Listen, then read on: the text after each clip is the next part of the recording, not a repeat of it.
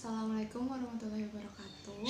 Perkenalkan, nama saya Gita Putria Nabila, NPMA 159. Di video ini, saya akan membahas permasalahan agribisnis mengenai impor beras di Indonesia. Impor pangan di Indonesia sudah menjadi kegiatan rutin tahunan. Untuk pangan, biasanya Indonesia mengimpor beras, jagung, gandum, kedelai, dan sebagainya. Untuk impor beras, Indonesia telah mengimpor sejak tahun 1960. Memang jumlah impor dengan jumlah produksi dalam negeri lebih besar jumlah produksi dalam negeri, tetapi tetap saja angka impornya masih sangat tinggi.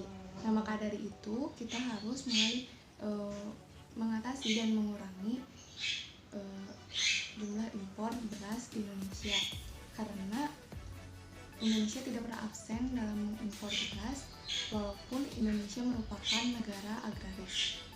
Berikut merupakan data impor beras Indonesia dalam satuan juta ton. Dapat dilihat pada grafik tersebut bahwa dari tahun 2000 sampai dengan tahun 2018, jumlah impor beras di Indonesia sangat tidak stabil.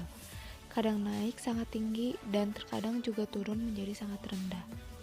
Dari grafik tersebut dapat dilihat bahwa impor beras tertinggi itu terjadi pada tahun 2011, yaitu mencapai 2,75 juta ton.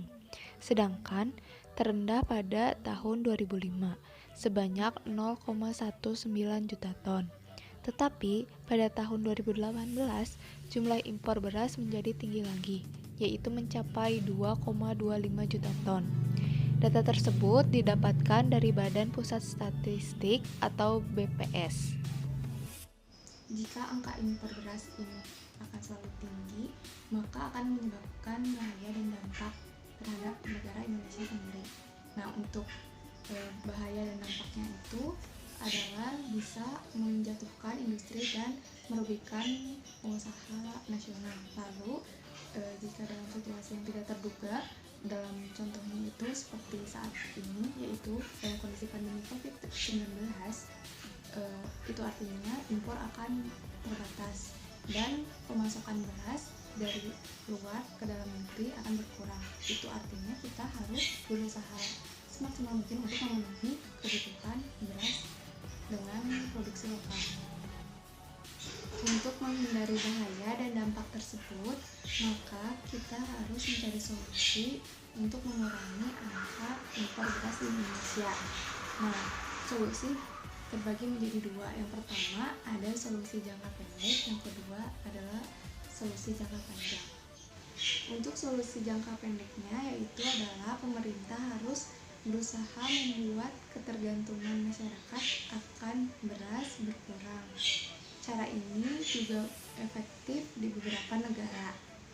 Karena impor beras terjadi disebabkan kebutuhan akan beras lebih tinggi dibandingkan produksi beras di Indonesia. Dapat dilihat juga dari grafik tersebut. Dan ini merupakan banyaknya konsumsi beras per wilayah di Indonesia. Kemudian menaikkan tarif impor yang saat ini dinilai sangat rendah, tetapi hal tersebut sulit direalisasikan dan beresiko. Upaya jangka panjang yang dilakukan pemerintah untuk mengurangi impor adalah 1. Meningkatkan luas tambah padi.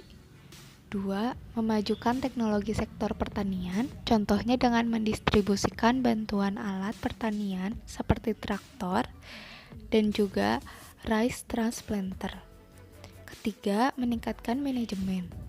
Keempat, memberikan subsidi pupuk agar produksi beras di Indonesia berproduksi secara maksimal.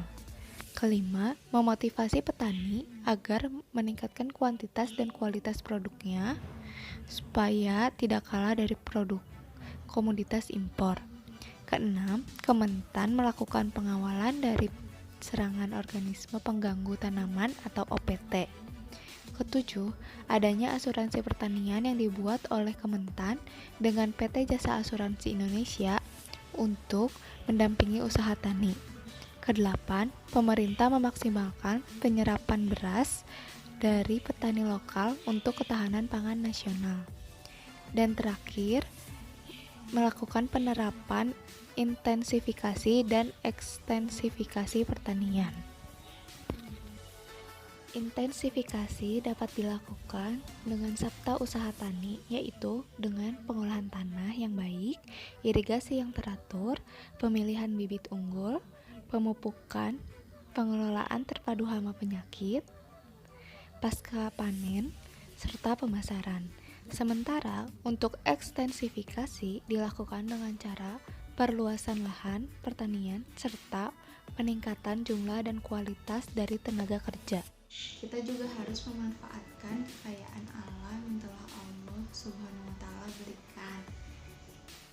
Pada Quran Surat Ar-Rahman ayat 10-13 menyebutkan, dan bumi telah dibentangkannya untuk makhluknya, di dalam ada buah-buahan dan pohon kurma yang mempunyai kelopak mayang, dan biji-bijian yang berkulit dan bunga-bunga yang harum baunya. Maka nikmat Tuhan manakah yang kamu dustakan? Selanjutnya ada Quran Surat Al-An'am ayat 99 yang berbunyi, dan dialah yang menurunkan air hujan dari langit, lalu kami tumbuhkan dengan air itu segala macam tumbuh-tumbuhan. Maka kami keluarkan dari tumbuh-tumbuhan itu tanaman yang menghijau. Kami keluarkan dari tanaman yang menghijau itu butir yang banyak, dan dari mayang korma mengurai tangkai-tangkai yang menjulai, dan kebun-kebun anggur, dan kami keluarkan pula zaitun dan delima yang serupa dan yang tidak serupa. Perhatikanlah buahnya di waktu pohonnya berbuah, dan perhatikan pula lah kematangannya. Sesungguhnya pada yang demikian itu ada tanda-tanda kekuasaan Allah bagi orang-orang yang beriman. Sekian pemaparan dari saya. Semoga video ini bermanfaat. Mohon maaf atas segala kekurangannya. Wassalamualaikum warahmatullahi wabarakatuh.